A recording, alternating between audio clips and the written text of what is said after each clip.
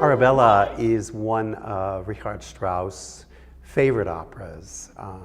It is one of the many collaborations with Hugo von Hofmannsthal. Their most famous piece is Der Rosenkavalier. And Arabella, because it's set in Vienna and because of the waltz nature of the music, is often compared to Der Rosenkavalier, but it's a very different kind of story. It tells the story of Count Waldner and his wife, Adelaide, trying to marry off their daughter, Arabella. Now, the Waldner family is in dire financial straits. So, of course, the Count wants to marry her into a rich Viennese family. Of course, Arabella rebels against that. She understands and wants to support her father, but she really wants to marry the right man. And so it sets up this sort of conflict between her and her family's wishes. It is an enormous privilege for Minnesota opera audiences to be able to experience this particular masterpiece in their lifetimes in their home city. Strauss operas are not given very frequently for simple practical reasons. Those being that they have enormous orchestras, and so they're very expensive to produce. But secondly, they place enormous technical demands on everyone involved, from the rehearsal pianist to the conductor, to everyone in the orchestra, and especially the singers. So they require great expertise to be able to pull off. But we have all of those things in Minnesota, so we're going to be able to produce Arabella for you, which is a great privilege for me as well. So when Strauss operas are generally given, we tend to go for the more revolutionary and popular of the works, so we would be giving Salome or Electra. So those operas after Rosenkavalier are very rarely performed, but they contain some of his most fiercely, opulently lush and beautiful music. He was simply one of the most technically gifted of all composers. He could write the most crushingly beautiful music at the drop of a hat, and Arabella is stock full of it, especially her character. Whenever she opens her mouth, she sings exquisitely beautiful music, starting with her very entrance when she walks in the door. We have, after all of this activity in the opening scene, this solo oboe with this florid line. And Strauss, at the end of his life, he was allowed to do this. This is known as the Little Rosenkavalier Arabella. And he actually quotes Rosenkavalier because there are some roses on the table.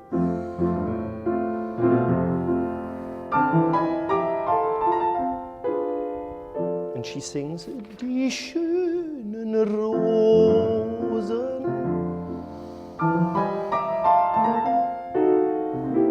And those gorgeous chords open up her music, which is just lush and lyrical and bittersweet, with all of that sort of end-of-life quality that Strauss had at this point.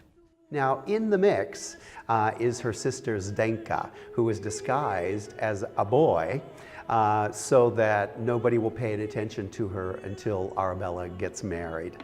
So Zdenka and Arabella kind of plot all of their romantic stories and ideas at the beginning of the opera. When we're listening to an opera, especially an unfamiliar one, we like to latch on to hit numbers from it. And of course, with Rosenkavalier, we always think about the final trio, which is hyper beautiful in a way that's almost beyond imagination. But Arabella has plenty of those. You may not know them yet, but there are almost more of them. And they come in particular in two duets. So after all of this complexity in the orchestra, all of these leitmotifs, suddenly at 2 points, her lover, Mandrika, is from the Balkan states. He's a foreigner from out of town. And Strauss introduces two Croatian melodies into the score that are very simple folk tunes, but in Strauss's hands become the most deceptively exquisite creations. And these two duets, one between the two sisters and one between the two lovers at the beginning of Act 2, are based around these Croatian melodies and are just as beautiful as the Rosenkavalier trios. Some of the most beautiful music in all of opera. So this one. Aber der Richtige, but the right man for me. Starts nice, simple, basic diatonic chords.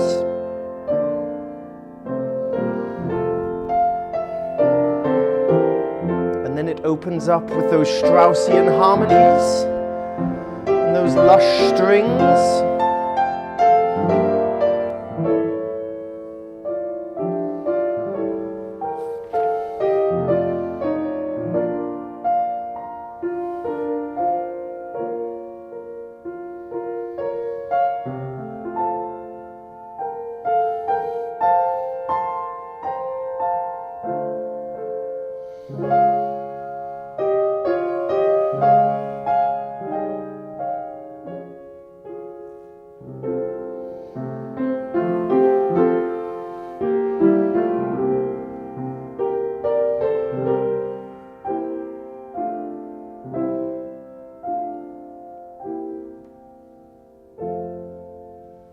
Two of the most delightful sisters you'll ever meet.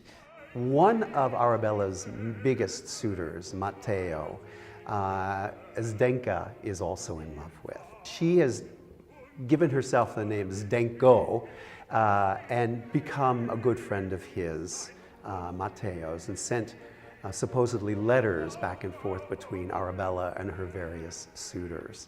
And Matteo thinks that, of course, Arabella is in love with him as well. One of the other interesting plots is that the father, Count Waldner, sends Arabella's picture off to an old friend of his who's very wealthy, and thinking this man perhaps will marry, he's a friend of the family, he'll marry Arabella and Arabella won't mind. Interestingly, Mandrika, who's a friend of this friend, who's a Croatian landowner, very wealthy, but a little rough-hewn from the country, not quite the sophisticated Viennese gentleman that everybody was expecting, sees the picture of Arabella and falls immediately in love with her. And of course, that's what opera stories are made of. So he journeys to Vienna and conspires to meet Arabella.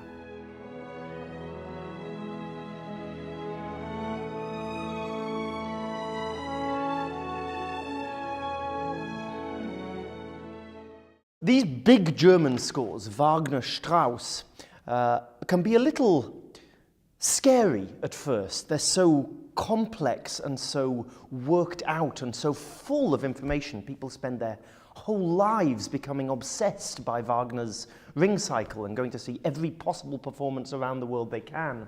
And Strauss operas are no different. They are full of a lifetime's work in the space of 3 hours. There's so much to listen for. But when I'm trying to describe this sort of complex music, sometimes I think it's easiest to find references in pop culture that may be related or influenced by them. And I think when we're thinking about all of these little motifs and snippets that come out in the orchestra, cartoon music is often the best way to do it. So those wonderful scores written for orchestra of, say, Tom and Jerry cartoons are full of Wagner-Strauss quotations. So when her lover enters, Mandrika, we have this sort of entrance theme, the same thing we'd heard in the left hand when Arabella came in, but it's more formal, it's more important and masculine.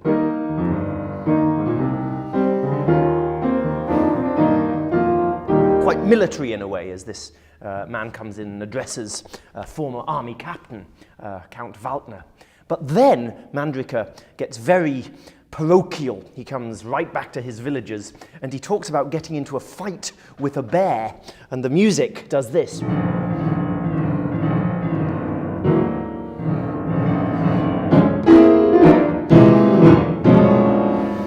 As all of that, him getting scratched by the bear and this letter that he has from Arabella with her photo gets a little bloody and difficult to read.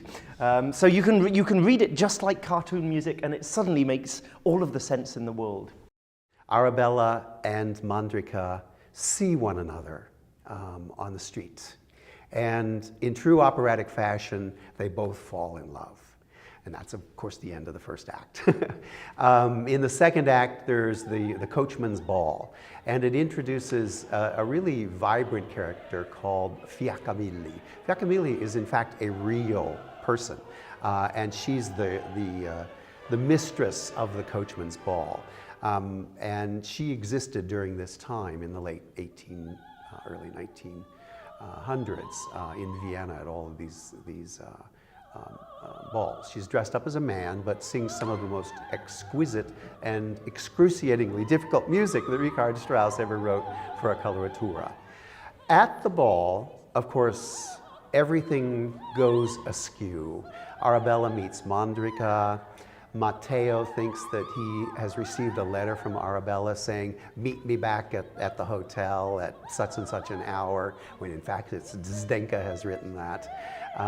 And Matteo and Arabella, Mandrica and Arabella have a little tiff, and Arabella storms out, leaving the ball and leaving her suitors all, wondering what's going on. She goes home in a huff.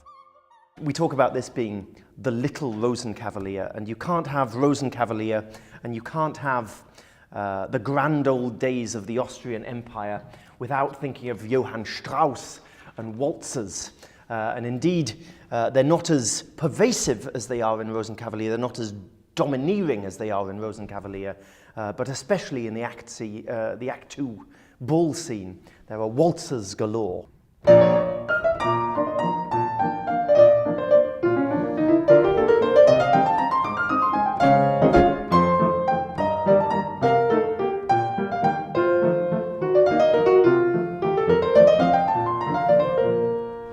Wonderful little waltzes that you can dance to, you can lilt to, and of course as Mandrica gets drunker and drunker in the course of the scene, those waltzes get more and more perverse and skewed as the situation goes bad in his eyes as well. In the third act, all turns out well. Matteo thinks he's having a fun night with Arabella, but it turns out that he's fallen in love with Zdenka. Mandrica apologizes to Arabella, and all is happy. And of course, the Waltner family is happy because they've married into a very wealthy landowner. There are so many things to listen to in this particular score, but when he opens up and lets his lyricism, because it's the lyricism of Arabella that really is the most amazing thing, fly, and the orchestra swells, and those very simple but very heartfelt human emotions come out. Really, the music is as beautiful as anything I've ever heard. This is from the end of her final aria, where finally she gives him a glass of water, and he knows that they're going to be engaged and everything's going to be okay.